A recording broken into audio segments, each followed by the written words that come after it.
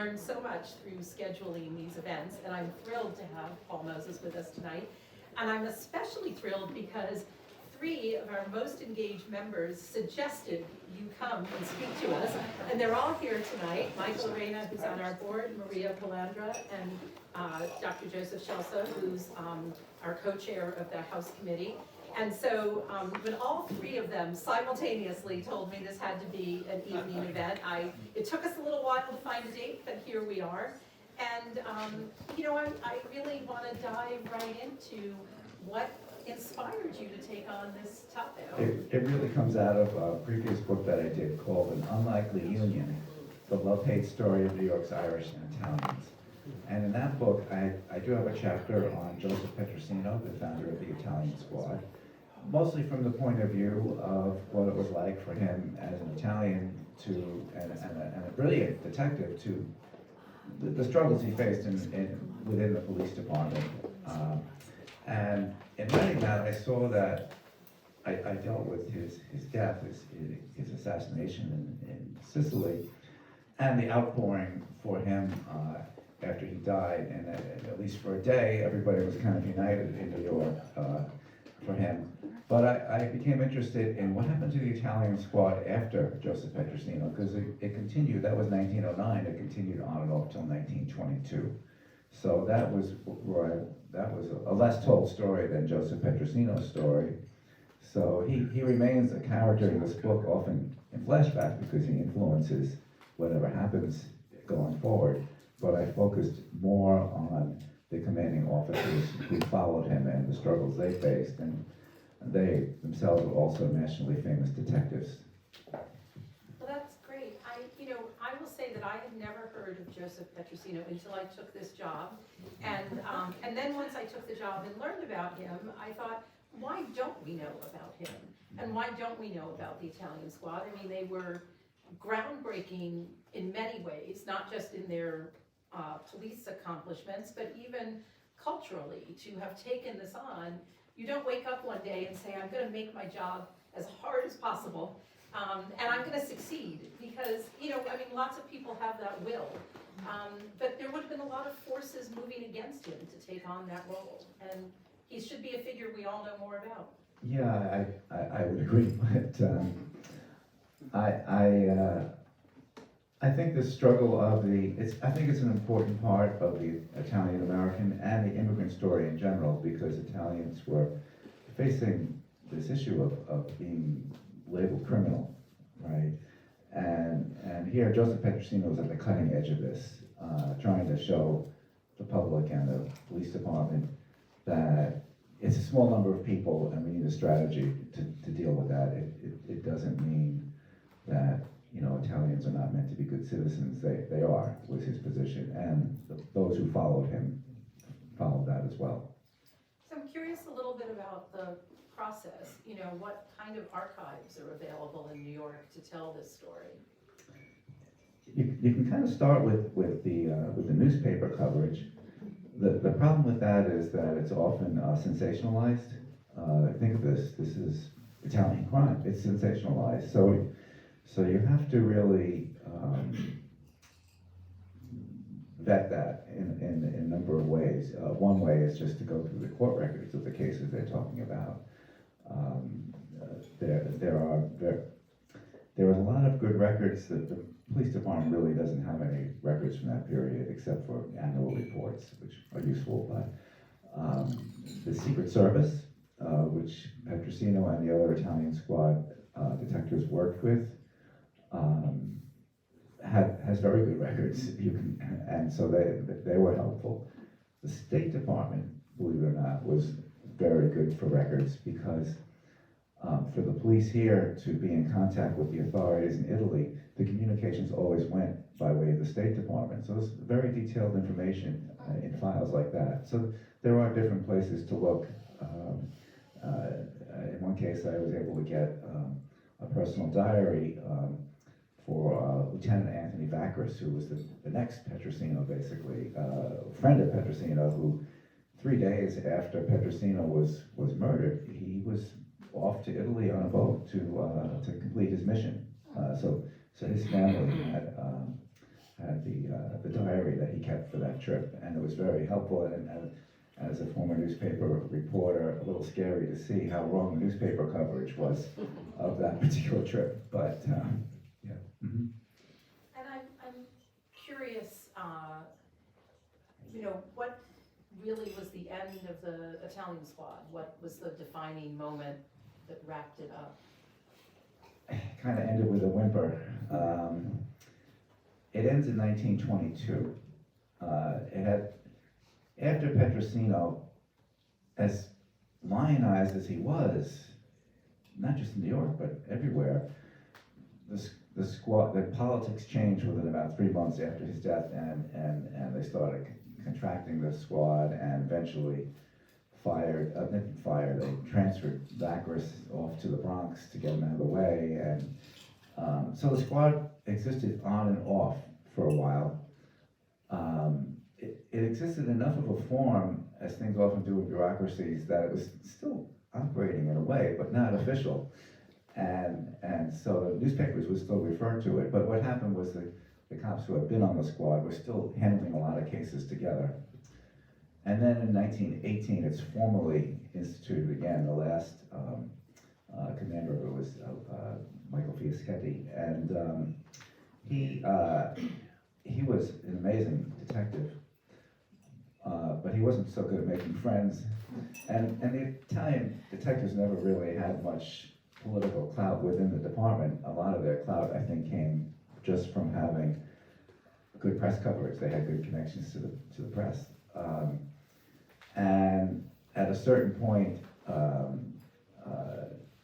I think it has as much to do with the internal politics of the police department as anything else, but also the idea of having an Italian squad.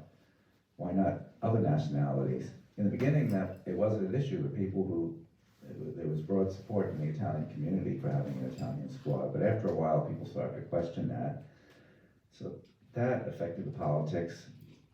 Tammany never liked it, right? And eventually they merged it with the bomb squad, and there was a Lieutenant Geoghegan, who was Irish, right? And Lieutenant Geoghegan had also been a former head of the Sergeants Union, and had very good political connections to the mayor. And Lieutenant Geoghegan got made the head of the squad, and the combined squad. And the Italian part of it kind of started going away, and then Fiaschetti got mad at some lawyer one day in his office, the wrong lawyer, a guy named Carlino, who I think had other descendants who were also big. Anyway, he had political connections. Fiaschetti pushed him, and they pulled Fiaschetti out of the Italian squad, to the shock of the newspapers, because he was such a famous detective. And so that's 1922. That's really when it vanishes.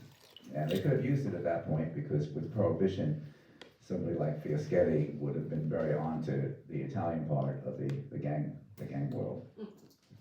So I'm curious too, since you wrote one book that dealt with the, Irish and Italian communities, and then that led to this book, were there other topics in the first book that you could see being teased out that would become another project, or?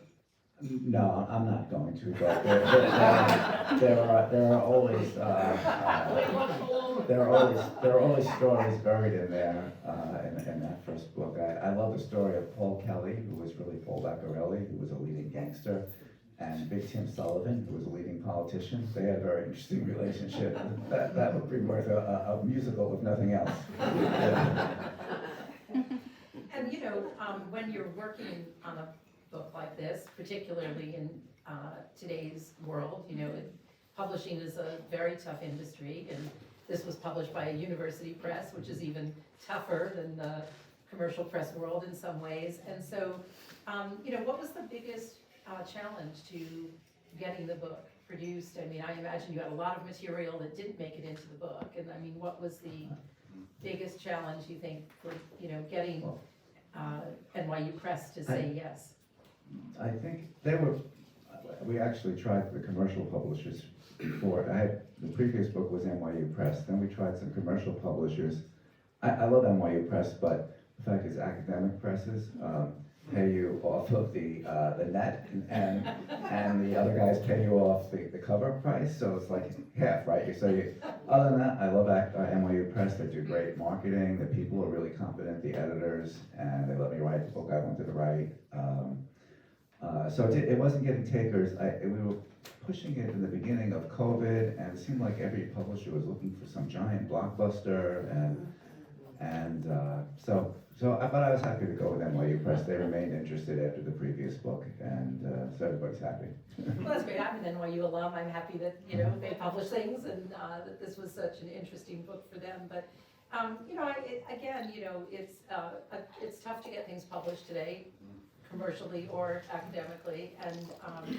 And the expectations are quite low for how many books get sold. So I'm also, obviously you're here talking to us tonight and we're an interested audience, but what are the other things that you have to do to help promote the book and get the word out? I'm not going nuts with this book. I'm retired. It was optioned for a possible TV series, and if that were ever to come to fruition, which is still a long shot, I think the book would sell very well.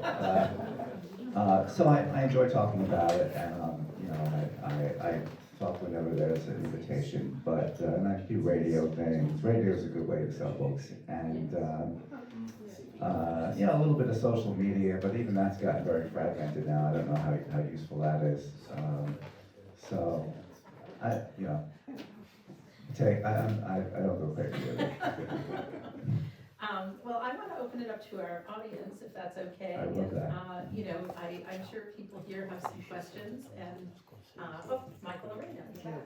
Paul, I thought maybe you could talk a little bit about it. So in 1920s, Prohibition kicks in, and would have been a great time for the squad to be around, in theory, but probably they were dismantled because Prohibition kicked in, right?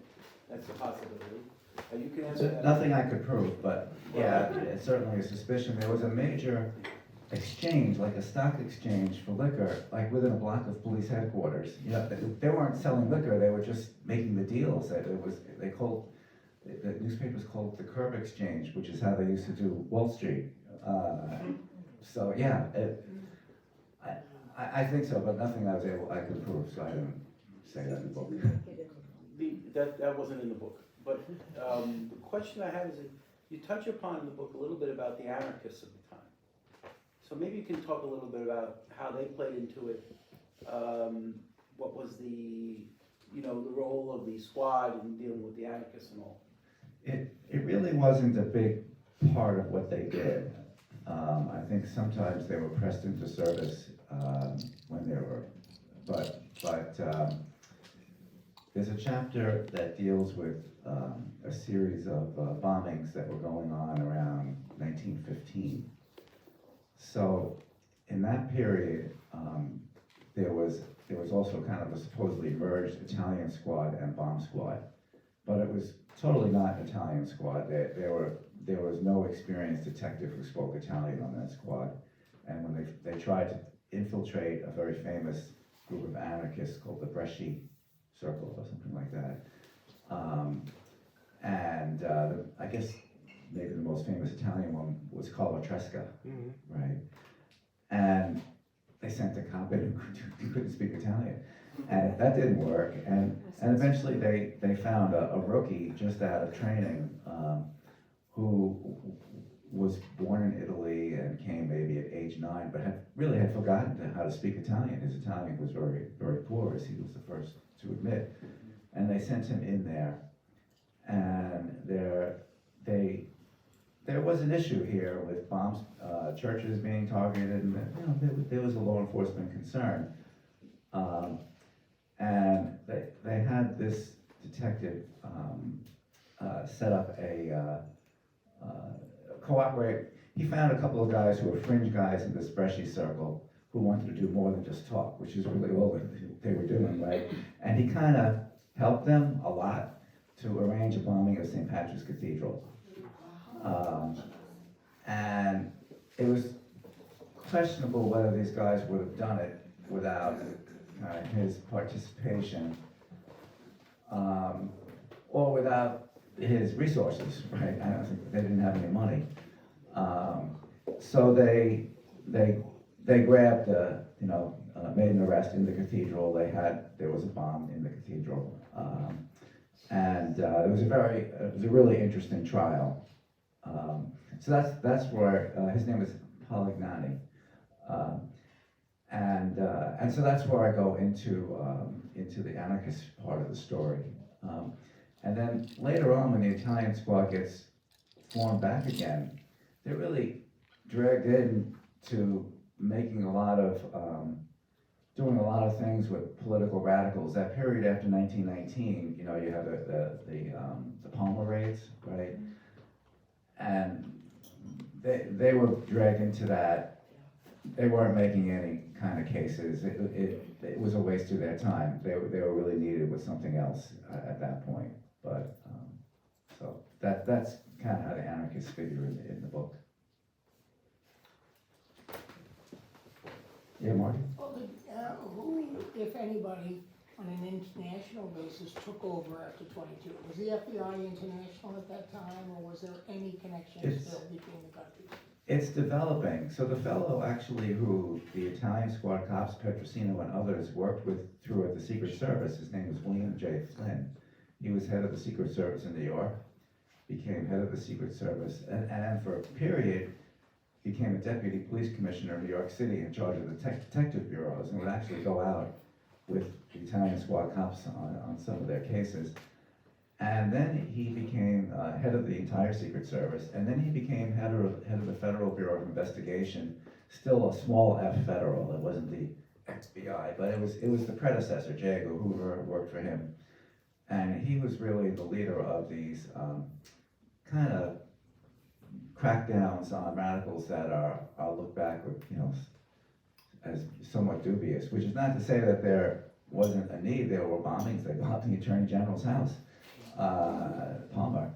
So there was an issue, but as sometimes happens, they went way beyond and arrested everybody in sight for, basically political opinion. So that's, so the FBI is developing there, and one thing you really see the need. It's almost like when it came to the dealing with Italy and crime, it was almost like the Italian squad and NYPD was filling the role of the FBI, because they were helping cities, other parts of the country, helping them to get records that they needed from Italy, and you do see the need for some kind of national force developing there.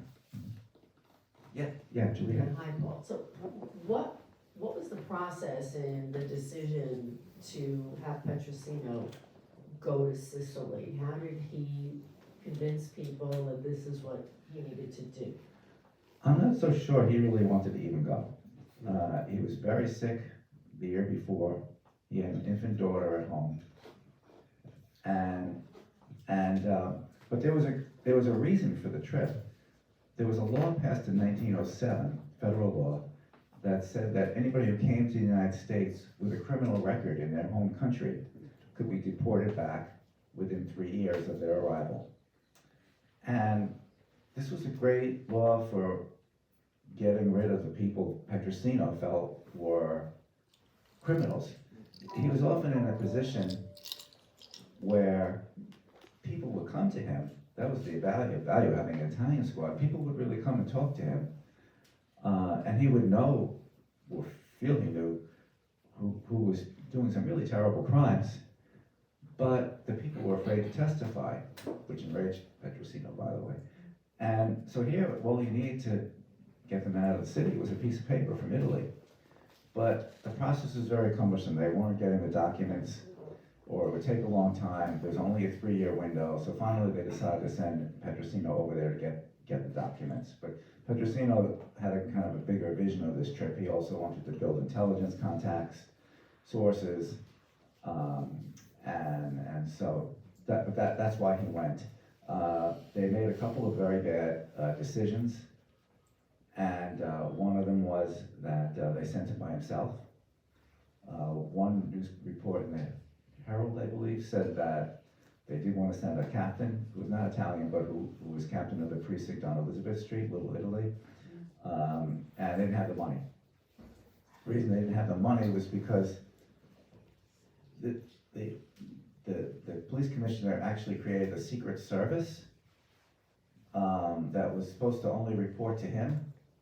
And the Tammany aldermen were not gonna fund that because they knew it could very well be turned on them. And so he raised money from private sources, possibly Rockefeller, for example. And the alderman, you would appreciate this, Julia, because it's a great city hall scene. The aldermen they just hate this commissioner Bingham. He's just everything they're not. You know, he's a Republican, he's a blue blood, and so he's had a contentious aldermanic hearing with them, and after it, he blabs to the reporters that, we've got the money, and Petrosino's going there right now. It ran in numerous papers, and when Petrosino arrived at his hometown en route to southern Italy, Padua, in Campania, his brother told him, you know, it's in the papers. And he was very angry about that, and Petrosino's widow remained angry about that. So he went because it was his job. And there was a good reason to send him, but they did not really handle it very well. And then, like I said, 3 days later, his sidekick, Anthony Bacchus, was a lieutenant in charge of the Brooklyn unit of the Italian squad. They sent him off. They did send him with another detective who was Irish, but he was a big guy, and he had learned how to speak Italian on the job. So his name was Crowley. So they went off together to Italy. And once they got to Italy, they basically retraced Petrosino's trip, only this time they went to Bacchus's family's hometown in Liguria, and then they went to Rome, like as Petrosino did, and met the chief of police of all Italy, right? Kind of like a cop from your local precinct going to meet the head of the FBI, right? And they actually, Bacchus was a smart guy, and he was able to work out with this police chief, Leonardo, his name was Leonardo, an arrangement where he would secure the documents that were needed and get them from all the different parts of Sicily, and all around Italy, whatever they needed, and it was working. They got this, and then Bingham got fired. Bingham was the police commissioner, got fired. There were very political reasons for this. Not that Bingham didn't deserve it. And they pulled the plug on the mission, told Bacchus to come back and don't tell anybody about it at all. So all kinds of wild stories ran in the papers. And the documents that Bacchus brought back didn't really ever get used. So it's, you know, the politics, it made me realize more than I had how much, you know, politics has to do with what police do. That it made it very clear. Yes, Dennis. On that note, this book begs to have parallels and lessons for today. Do you dare? Yeah, I try not to hit that too hard in the book, for a number of reasons. One is that it's not good history really to do that. And another is I'd rather let the readers think about that for themselves. But I can tell you what I draw from it. One of the big things I draw is just that the relationship between the police and the community is so important. That's really what the Italian squad was about. There was a very bad relationship there. Italians felt the criminal justice system was unfair to them, which I think was reasonable for them to think at that time. And the police just looked at the Italian community and like, what do these people want from us? They didn't understand their language, their customs, they won't cooperate with us. So there was very bad blood both ways. And so they opened a channel for people who were able to come in and you know, get the help that they needed. Without that channel, crime can flourish. And I think that's one thing that was going on when they created the Italian squad, is that what may have been stopped sooner was catching on because of lack of policing.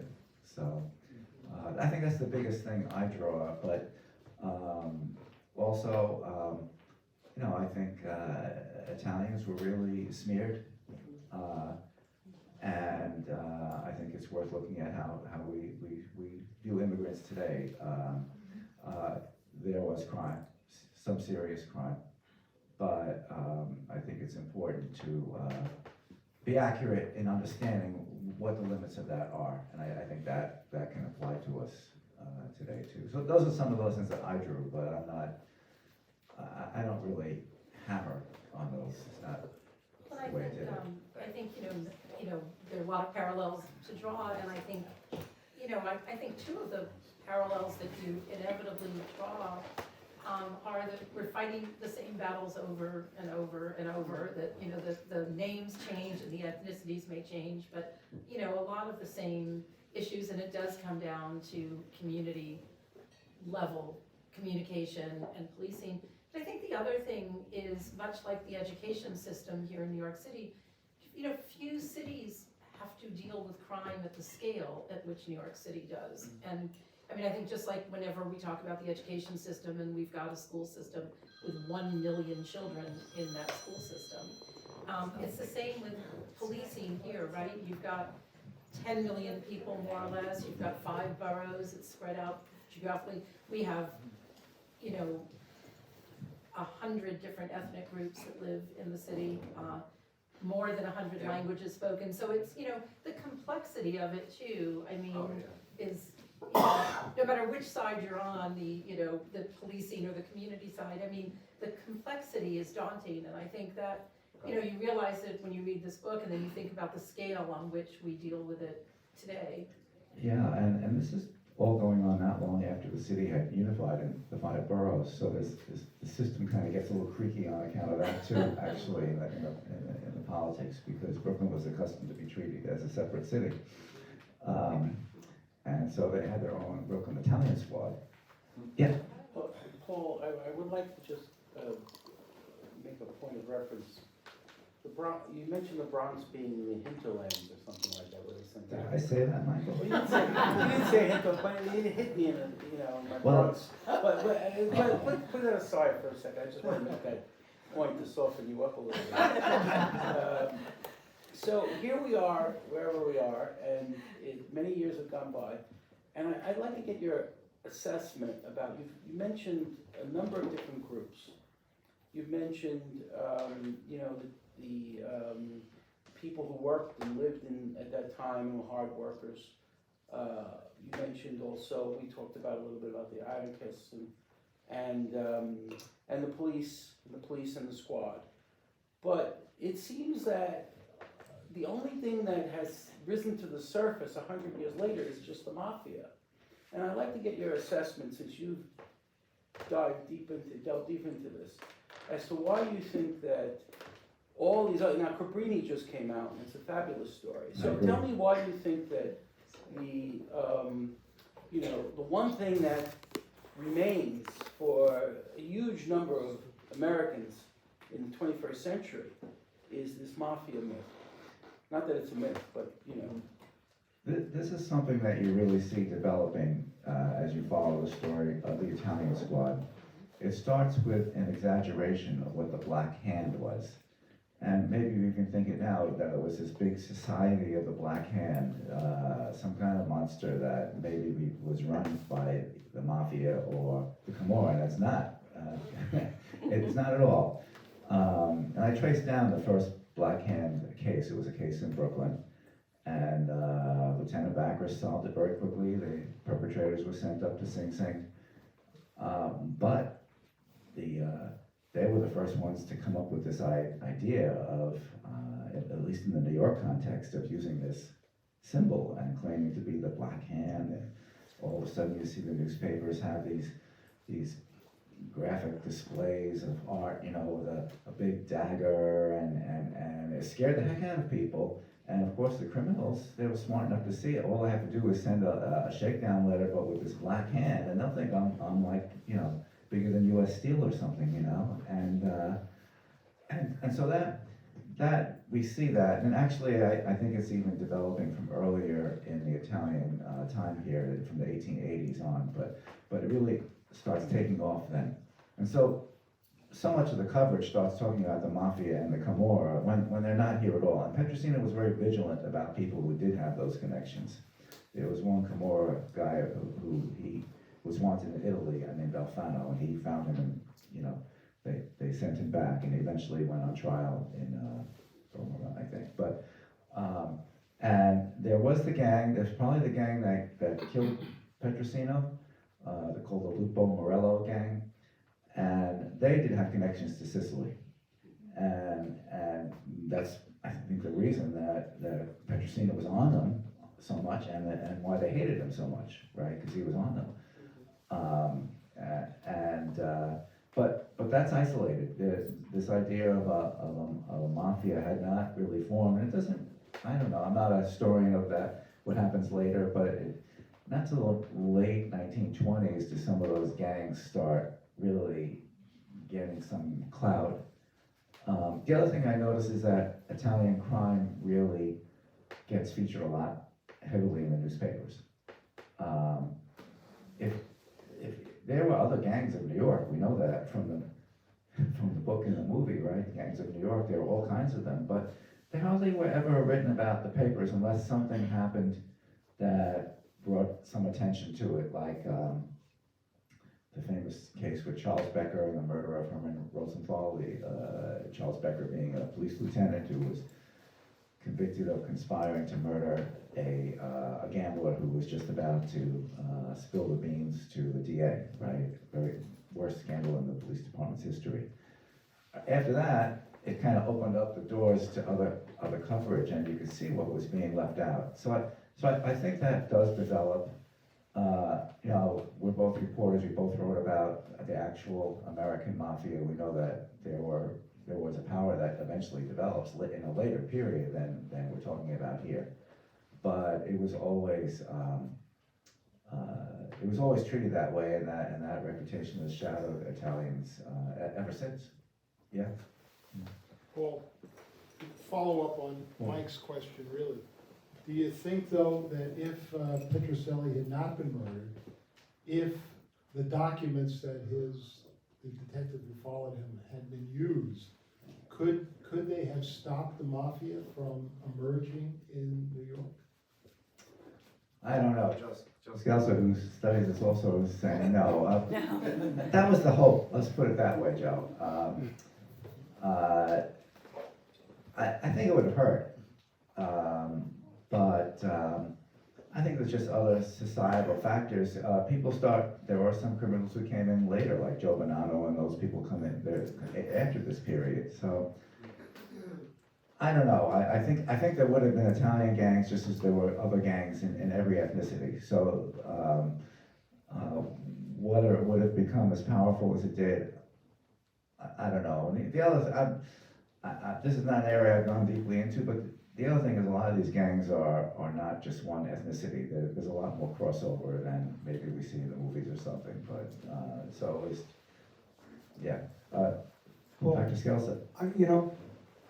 I've got a lot of social science background in my blood, and I'm a psychologist. I'm also a sociologist. I'm really interested in you, not just the story. Why you? Yeah, I am. So I'm going to ask you a question. Why, and what drove you to do this investigation? I mean, you've done a great job. I agree with that. But what made you want to do this? Well, it's a few things. I got on my ancestry on my mother's side is Italian, so her father was from Calabria and her mother from Basilicata. So I always had the interest. I had heard stories about the Irish and Italians as a kid, and I'm married to a very beautiful Irish American woman, and what amazed me about that was that these two groups went from really being such antagonists to really falling in love with each other, intermarrying on a large scale. So I wanted to tell that story. When I came upon the part with the Italian squad, it just appealed to me for a number of reasons. I had been a reporter I wrote a lot about crime as a reporter. I covered the federal courts in Manhattan and in Newark. When I broke in as a reporter in Union City, I was writing about organized crime a lot because there were some serious issues there. The mayor had been paid off and everything.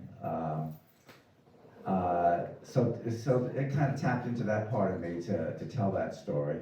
My family history, my uncle, who the book is dedicated to, was an investigator on the racket squad in the Manhattan DA's office under Frank Hogan. And my mother's father, he ran a pool room.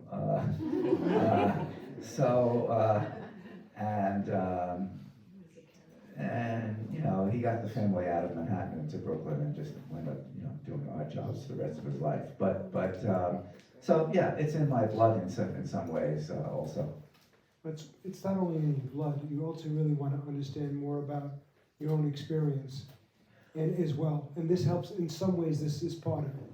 Well, you're absolutely right because, you know, my mother's family, my mother was the youngest of 6 children, so she was born there in Manhattan when they lived in Little Italy, but then they moved out to like Fort Hamilton area.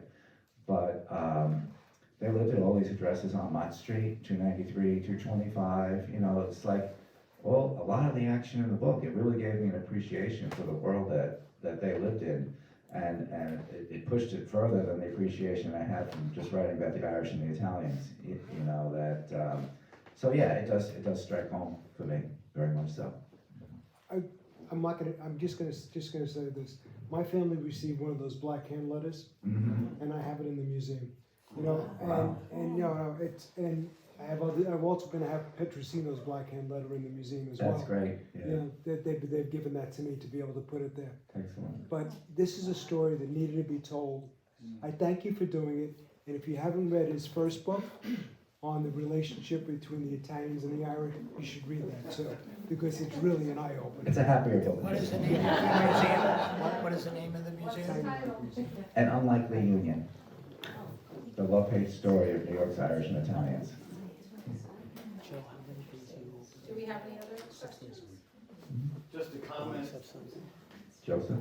last night at the UN, an Italian journalist who I was discussing coming here tonight with, she asked about the book, about you.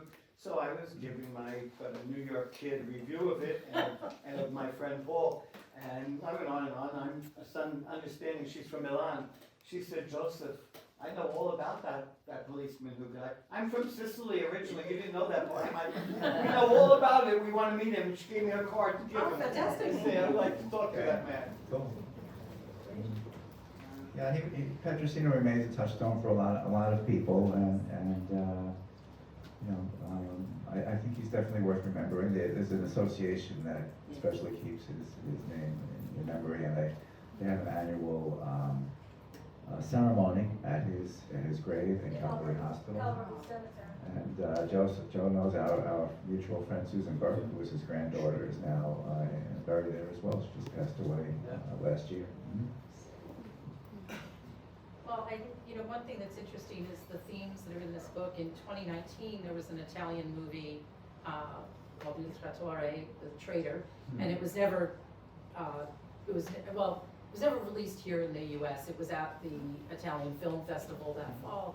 And it's interesting because they were dealing with the police efforts to go after the mafia after Judge Falcone is murdered, but the story goes back 100 years, in this movie to kind of set the stage. And I think it's absolutely correct that even if Petrosino had been wildly successful, you wouldn't have stopped the formation of the mafia and the hold they had. You would have made a serious dent, made life harder. But you see the efforts that have gone on in Sicily, and even as successful as efforts were after Judge Falcone, the mafia still flourished. And I thought when you said about the interrelationship with other groups, one of the things that comes to light in this movie was they basically set up a whole branch in South America. And so the main character who flees at one point, abandoning his family in Sicily, and starting a new life in South America, you realize that even today, it's it's a never-ending battle. Every success, there's still, you know, more going on. It's transnational crime, and Italian crime is the least of it, but yeah, Right. but you're right, yeah, it's transnational crime. Well, Anybody else? No? Okay, well, well, thank you. for thank you coming. all so much.